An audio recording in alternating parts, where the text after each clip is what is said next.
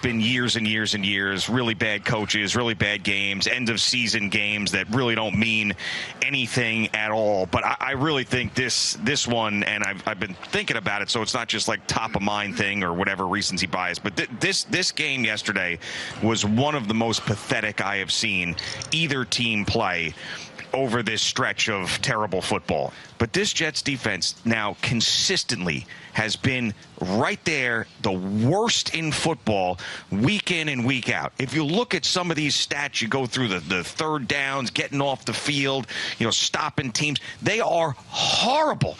So I don't know if it's Steve Wilks. I don't know if it's Aaron Glenn. I don't know if it's just horrible talent. Chances are it's all combined into one. But this defense now, after watching the Cowboys actually play some defense yesterday against Justin Fields, which I guess isn't all that hard to do, the Jets have to have the worst defense in football. So they're getting torched all over the place. And then the Cowboys defense, which I thought was the worst in football, was one of the worst I'd ever seen in a singular football game earlier this year against the New York Giants. They're making stops all over the place. The Jets have 3 points at halftime. There's turnovers. There's penalties. They're not getting better. They're getting worse every week. And I have to say, I was laughing because whoever was producing this game had it out for Aaron Glenn, because anytime there was a penalty or a turnover, they'd cut right to his face. And at one point towards the end of the game, whatever the last turnover, the last horrible penalty, they went to a shot. Aaron Glenn zoomed in on him for 45 seconds, just a slow zoom on his face. And this is what you're going to get when all you talk about is discipline and ships turn slow and stack Legos and we're going to be a team you're going to be proud of. How? You couldn't be more embarrassed by this team yesterday. And to the fact there was probably, I wasn't there, but there had to be at least 50% Cowboy fans there, just spitting in your face over this game. Just awful. This is early in this process, but they have shown zero signs of improvement. Well, You can't you can't have a faint heart, that's for sure, if you're Aaron Glenn. And I know it's not easy. And I don't advocate for any of these guys ever to get fired. And the only reason I say that is because I know how difficult their job is and what it requires in order to be a success. And there are a lot of reasons why they were not going to be a success early in this year. I don't think any of us thought either the Jets or the Giants were going to be anything to taken seriously. No. And I know that I saw Richard Samini put out a tweet like, he's been around the Jets for a long, long time, all the way back to when I was playing. And, he was equating yesterday's game to some of the coat-tight era games. I wasn't there for the 1-15 season. I was there for the 3-13 season. I think I missed 4.5 games due to a concussion. And I remember we lost a game to the expansion team Panthers, the Carolina Panthers that year. And I think Bubby Brister threw an interception on a shovel pass to Sam Mills. I'm thinking back to some of those games that I played in and that I was a part of, like the opening game against the Miami Dolphins, where it was a freaking disaster. But we came back and we beat the Jaguars the next week. We got the 1-1 at least. And Aaron was a part of that team. So he knows really bad football. And I keep reminding you that he was a part of an 0-11 start in Detroit with Dan Campbell. And things were ugly. And they actually had what has turned out to be a really legitimate quarterback in Jared Goff, who's in the MVP race now. But all I'm saying is that it is ugly. There's no question about it. And there's only one guy in there that can stand tall, and that's got to be the head coach. He can never give in. He can never publicly give in. Neither can Brian Daboll. No matter what the reality of the situation is in their eyes, in their building, when they are out there publicly, they're going to give you these answers that you're not going to be happy with. Nobody's going to be happy with, because the teams are losing. And the way that they're losing is what's driving people crazy. The fumbles, the penalties.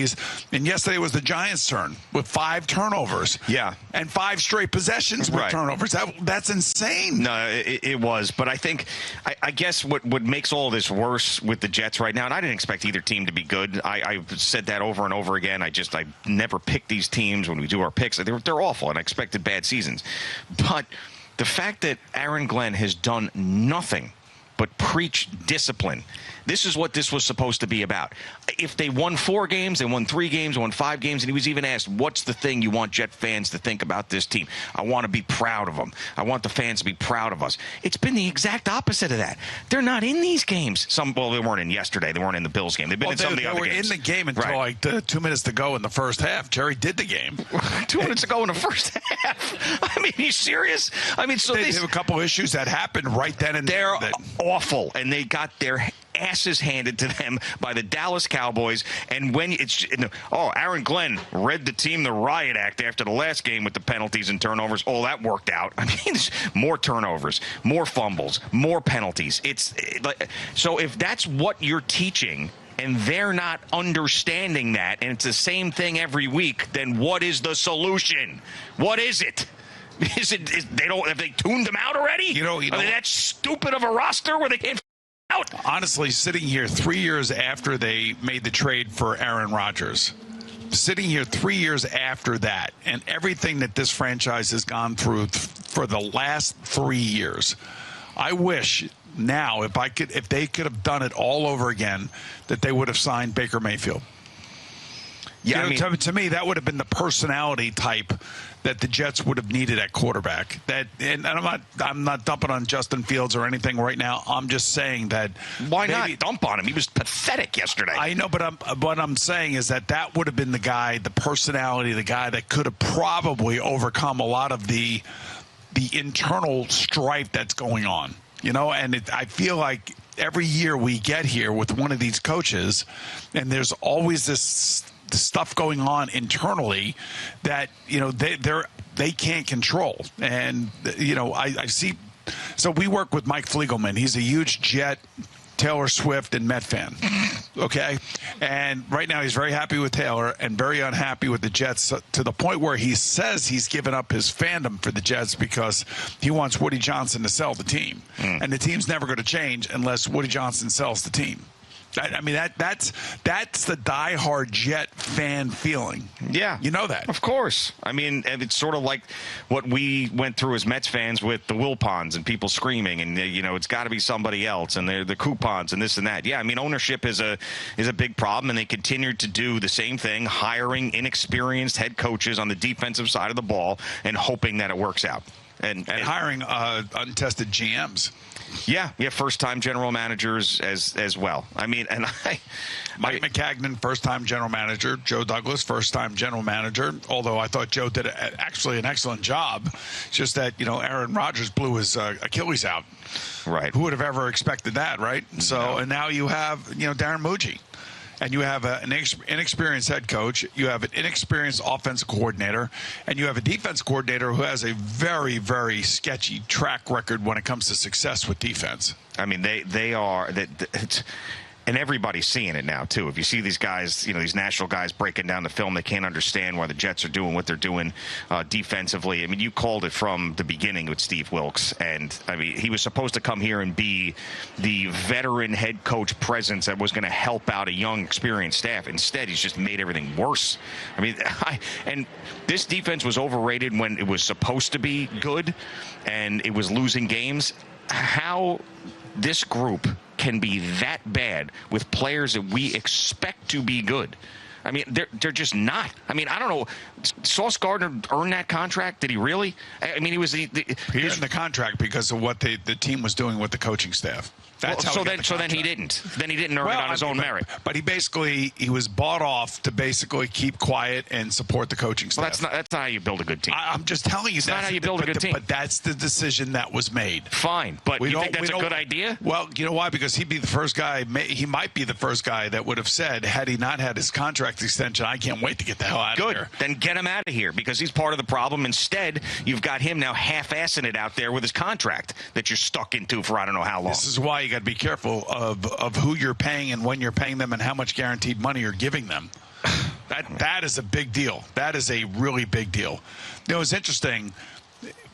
Conversely, when you look at Dak Prescott, he's the highest paid player in the league. And he probably deals with more crap than anybody, and Jerry would know better than I would, more crap than any other player in football because the expectations are enormous for the Cowboys. They always are. The coaches out there, the owners out there, everybody's out there on his ass. He gets hurt, he loses, they lose. Everybody blames him for getting hurt. When in actuality, when he's on the field, they can beat anybody they play. That's how good he is. I mean, that's why he's a top 6 or 7 quarterback in the league, and that's why he's in the MVP conversation. The Jets haven't had anybody like that. No, although Justin Fields looked good in spurts this year, and he's looked like the worst player to ever put on pads in another. That's who he is. Yeah. That's the player who he is. That's who Chicago knows who he was to be. That's Pittsburgh. They know who he is and what he's capable of. And now the Jet fan is seeing that. And for some reason, both Aaron Glenn and Darren Bougie felt like, we're going to give this guy $40 million, and he's going to be our quarterback.